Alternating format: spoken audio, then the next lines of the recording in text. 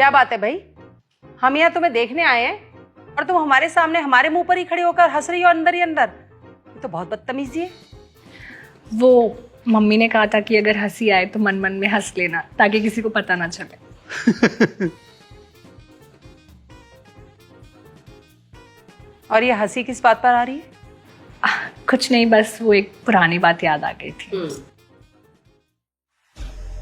चाय तुमने बनाई है? नहीं, वो काम वाली नहीं बनाई है, अंदर ही है वो। मम्मी ने मुझसे कहा था कि अगर कोई भी पूछे ना तो बोलना मैंने ही बनाई है।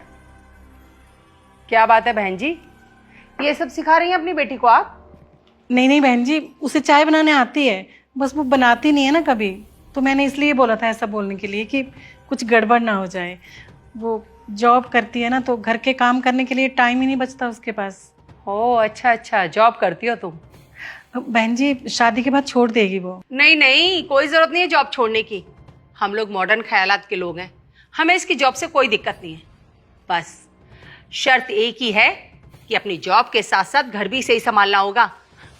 अरे बस हमें हमारे बेटे को 2 टाइम वक्त से खाना दे दे, बहुत है हमारे लिए।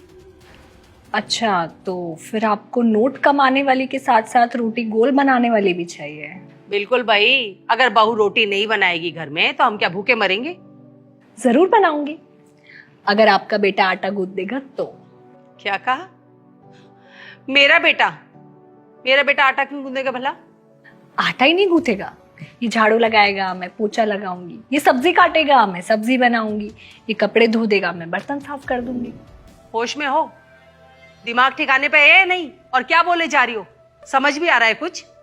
रिया बेटा क्या क्या बोले जा रही हो ये? रहने दीजिए बहन जी, ये नाटक मत कीजिए। जो आपने इसे सिखाया है ना वही बोल रही है ये। अरे इस तरह कोई जबान चलाता है होने वाले सास ससुर के सामने, और वो भी ऐसे टाइम पर जबकि हम इसे देखने आए हैं। ऐसे वक्त पे लड़कियों की जबान नहीं खुलती है, पर आपकी बेटी देखिए रुकने का नाम नहीं ले रही है। इसमें गलत क्या बोला है मैंने? गलत क्या बोला है? बड़ी बेशर्म है। मेरा बेटा घर के काम करेगा, ये तुमने सही बोला है। घर के काम औरतें ही करती अच्छी लगती है, उन्हीं को शोभा देते हैं, मर्द नहीं करते घर के काम। क्या मैं बेशरम?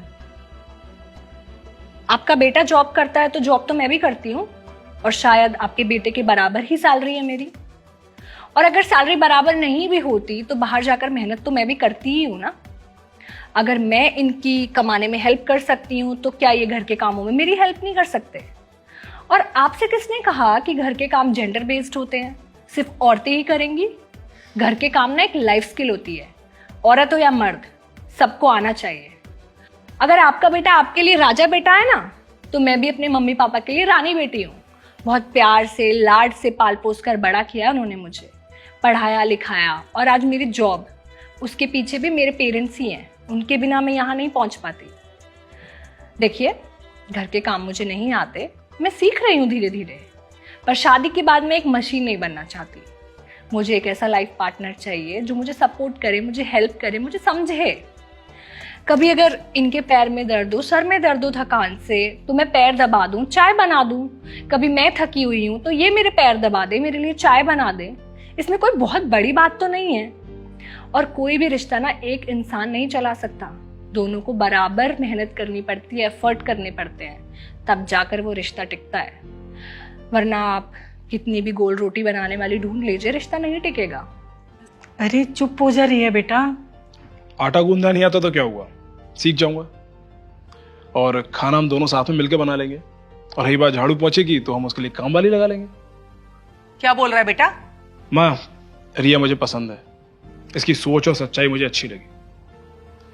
और यह सही तो कह रही है, जब हम कंधे से कंधा मिलाकर कमा सकते हैं तो घर का काम भी साथ में कर सकते हैं ना।